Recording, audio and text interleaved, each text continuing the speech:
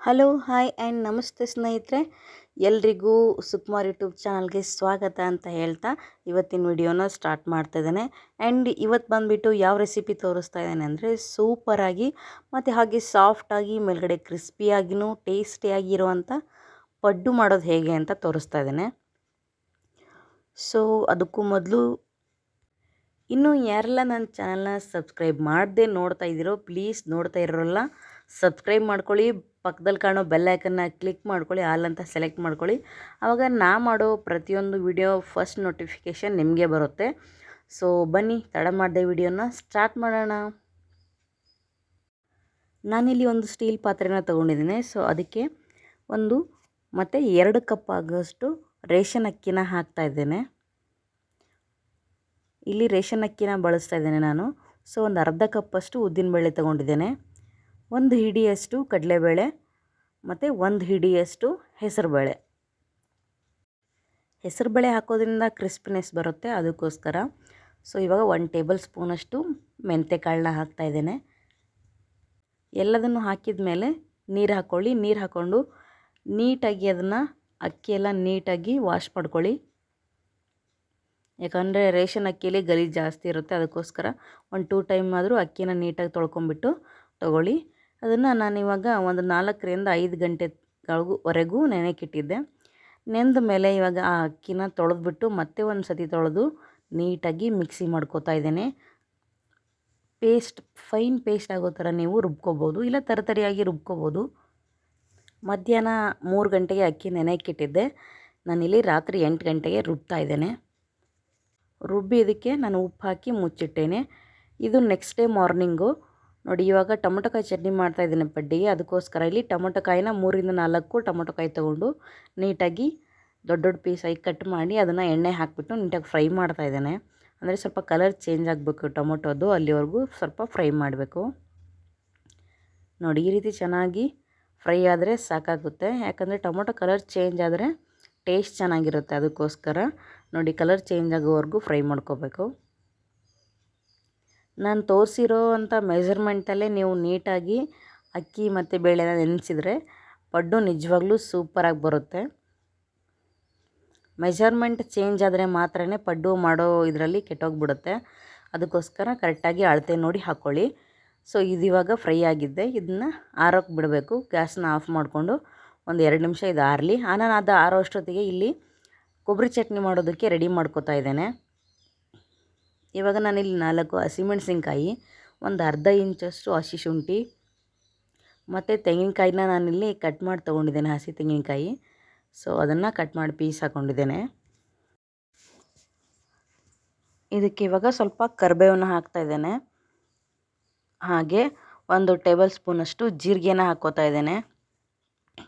ಇವಾಗ ಹುರ್ಗಡ್ಲೆನ ಹಾಕ್ತಾಯಿದ್ದೇನೆ, ಒಂದು 4 ಟೇಬಲ್ ಸ್ಪೂನಷ್ಟು ಹುರ್ಗಡ್ಲೆ ಹಾಕ್ಕೋತಿದ್ದೇನೆ. ಇವಾಗ ರುಚಿಗೆ ತಕ್ಕಷ್ಟು ಉಪ್ಪು,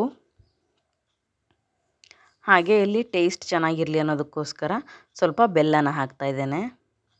ಇದೆಲ್ಲದನ್ನು ಹಾಕಿ ಇವಾಗ ಸ್ವಲ್ಪ ಡ್ರೈ ಆಗಿ ಆಮೇಲೆ ಸ್ವಲ್ಪ ನೀರು ಮಿಕ್ಸ್ ಮಾಡಿ ನೀಟಾಗಿ ಫೈನ್ ಚಟ್ನಿ ರೆಡಿ ಮಾಡ್ಕೊಂಬರ್ಬೇಕು. ನೋಡಿ ನಾನಿಲ್ಲಿ ಚಟ್ನಿ ರೆಡಿ ಆಗಿದೆ, ನೀಟಾಗಿ ಫೈನಾಗಿ ರೆಡಿ ಮಾಡ್ಕೊಂಡಿದ್ದೀನಿ. ಇದನ್ನು ಒಂದು ಪಾತ್ರೆಗೆ ಶಿಫ್ಟ್ ಮಾಡ್ಕೊಂಡಿದ್ದೇನೆ. ಇವಾಗ ಅದೇ ಮಿಕ್ಸಿ ಜಾರ್ಗೆ ನಾನೇನು ಟೊಮೊಟೊ ಫ್ರೈ ಮಾಡಿ ಇಟ್ಕೊಂಡಿದ್ನಲ್ವ, ಸೊ ಅದು ಫ್ರೈ ಆಗಿದೆ, ಇವಾಗ ಬಿಸಿಯಿಂದ ಆರಿದೆ. ಅದಕ್ಕೆ ನಾನಿಲ್ಲಿ 1 ಟೇಬಲ್ ಸ್ಪೂನಷ್ಟು ಜೀರಿಗೆನ ಹಾಕ್ಕೊಂಡಿದ್ದೇನೆ. ಅದಕ್ಕೆ ಟೊಮೊಟೊಗನೆ ಹಾಕಿ ಮಿಕ್ಸ್ ಮಾಡ್ಕೊಂಡಿದ್ದೇನೆ. ಅದನ್ನು ಇವಾಗ ಮಿಕ್ಸಿ ಜಾರ್ಗೆ ಹಾಕ್ಕೊಳ್ಳೋಣ. ಬಿಸಿ ಇದ್ದಾಗಲೇ ಹಾಕಿದರೆ ಮಿಕ್ಸಿ ಹಾಳಾಗೋಗುತ್ತೆ, ಅದಕ್ಕೋಸ್ಕರ ಸ್ವಲ್ಪ ಆರೋವರೆಗೂ ಕಾದಿದ್ದು ಹಾಕ್ಕೊಳ್ಳಿ.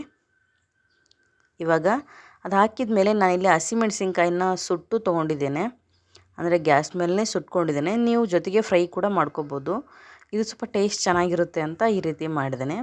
ಸ್ವಲ್ಪ ಇವಾಗ ಕರಿಬೇವನ್ನ ಹಾಕ್ತಿದ್ರೆ, ಕರಿಬೇವು ಮತ್ತು ಹಸಿ ಶುಂಠಿ, ಸ್ವಲ್ಪ ಇಲ್ಲಿ ಬೆಲ್ಲ ಕೂಡ ಹಾಕ್ತಾಯಿದ್ದೇನೆ. ಅಂದರೆ ಟೊಮೊಟೊ ಸ್ವಲ್ಪ ಹುಳಿ ಜಾಸ್ತಿ ಇರೋದ್ರಿಂದ ಸ್ವಲ್ಪ ಬೆಲ್ಲ ಹಾಕ್ಕೊಳ್ಬೋದು, ಟೇಸ್ಟ್ ಚೆನ್ನಾಗಿರುತ್ತೆ. ಹಾಗೆ ಇವಾಗ ಉಪ್ಪು ಕೂಡ ಹಾಕ್ತಾಯಿದ್ದೇನೆ, ನಿಮ್ಮ ರುಚಿಗೆ ತಕ್ಕಷ್ಟು ಉಪ್ಪನ್ನು ಹಾಕ್ಕೊಳ್ಳಿ. ಇವಾಗ ಇದೆಲ್ಲ ಹಾಕಿದ ಮೇಲೆ ಇದಕ್ಕೇನು ನೀರು ಹಾಕೋ ಅವಶ್ಯಕತೆ ಇಲ್ಲ, ಟೊಮೊಟೊ ಅಲ್ಲೇ ನೀರಿರುತ್ತೆ ಆಲ್ರೆಡಿ.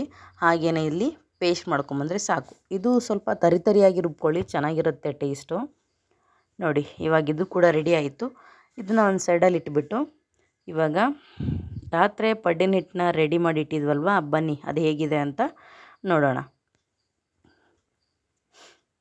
ನೋಡಿ ರಾತ್ರಿನೇ ನೆನೆ ಇಟ್ಟಿರೋದ್ರಿಂದ ನೋಡಿ ನೀರೆಲ್ಲ ಸೈಡಲ್ಲಿ ನಿಂತಿದೆ.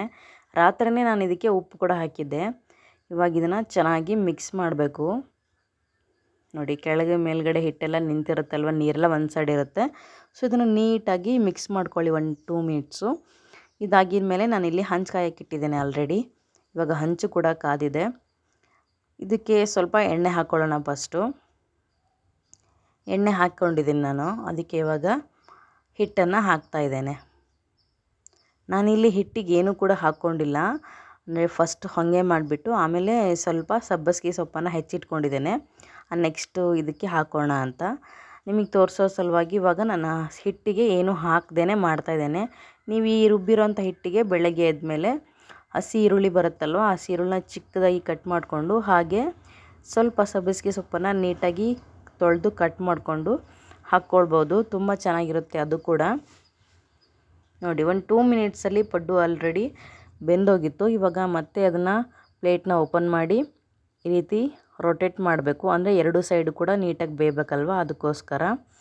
ಇದನ್ನು ಉಲ್ಟಾ ಮಾಡಿದ ಮೇಲೆ 1 ಮಿನಿಟ್ ಬಿಟ್ಟು ಸ್ವಲ್ಪ ಮತ್ತೆ ಪಡ್ಡನ್ನು ಪ್ರೆಸ್ ಮಾಡ್ಕೊಳ್ಳಿ. ಅಂದರೆ ಮಧ್ಯಕ್ಕೆ ಏನಾದರೂ ಹಿಟ್ಟು ಥರ ಇರುತ್ತೆ ಅಂತ ನಿಮಗೆ ಅನಿಸಿದರೆ ಈ ರೀತಿ ಪ್ರೆಸ್ ಮಾಡಿಕೊಂಡ್ರೆ ಅದು ಕೂಡ ನೀಟಾಗಿ ಬೇಯುತ್ತೆ. ನೋಡಿ ಇವಾಗ 2 ಸೈಡ್ನು ಬೆಂದಿದೆ.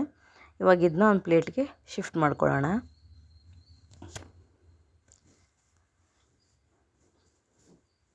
ನಾನು ಈ ಪಡ್ಡನ್ನು ತೆಗೆದುಬಿಟ್ಟು ಇವಾಗ ನಾನು ಹಿಟ್ಟಿಗೆ ಸಬ್ಬಸಿಗೆ ಸೊಪ್ಪನ್ನು ಹೆಚ್ಚಿ ಹಾಕ್ಕೊಂಡಿದ್ದೇನೆ. ಸೊ ಅದನ್ನು ಇವಾಗ ನೆಕ್ಸ್ಟ್ ರೌಂಡಿಗೆ ಹಾಕ್ಕೋತಾ ಇದ್ದೇನೆ. ಇವಾಗಲೂ ಅಷ್ಟೇ ಹಂಚಿಗೆ 1 ರೌಂಡ್ ತೆಗೆದ್ಮೇಲೆ ಮತ್ತೆ 1 ಟೇಬಲ್ ಸ್ಪೂನಷ್ಟು ಎಣ್ಣೆ ತೊಗೊಂಡು ಎಲ್ಲದಕ್ಕೂ ಆಗೋ ಥರ ಹಾಕಬೇಕು. ನಾನಿಲ್ಲಿ ಅದೇ ರೀತಿಯೇ ಮತ್ತೆ ಸೆಕೆಂಡ್ ರೌಂಡ್ ಪಡ್ಡು ಕೂಡ ಮಾಡ್ಕೊಂಡಿದ್ದೇನೆ. ಈ ಪಡ್ಡಿಗೆ ಸಬ್ಬಸಿಗೆ ಸೊಪ್ಪನ್ನು ಹಾಕಿದ್ದೇನೆ. ನೋಡಿ ಹಂಚು ಹಿಡ್ಕೊಳ್ಳೋದೇ ಇಲ್ಲ, ಆ ರೀತಿ ಪಡ್ಡು ಎದ್ದೆದ್ದು ಬರುತ್ತೆ. ನೋಡಿ ನಾನಿಲ್ಲಿ ಟೊಮೊಟೊಕಾಯಿ ಚಟ್ನಿ ಮತ್ತು ಹಾಗೆ ಕೊಬ್ಬರಿ ಚಟ್ನಿ ಕೂಡ ಮಾಡ್ಕೊಂಡಿದ್ನಲ್ವ, ಎರಡನ್ನೂ ಇಟ್ಕೊಂಡಿದ್ದೇನೆ. ಪಡ್ಡು ನೋಡಿ ಕಲರ್ ಇನ್ನೂ ತುಂಬ ಚೆನ್ನಾಗಿ ಬರುತ್ತೆ. ನೀವು ಒಂದು 2 ನಿಮಿಷ ವೇಟ್ ಮಾಡಿದರೆ, ನಿಮಗೆ ಇನ್ನೂ ಜಾಸ್ತಿ ಕ್ರಿಸ್ಪಿ ಬೇಕು ಅಂದರೆ ಇನ್ನೊಂದು 2 ಮಿನಿಟ್ಸ್ ವೇಟ್ ಮಾಡಿ ಪಡ್ಡನ್ನ ತೆಗಿಬೋದು. ಹಂಚಿಗೇನು ಹಿಡ್ಕೊಳ್ಳೋದಿಲ್ಲ.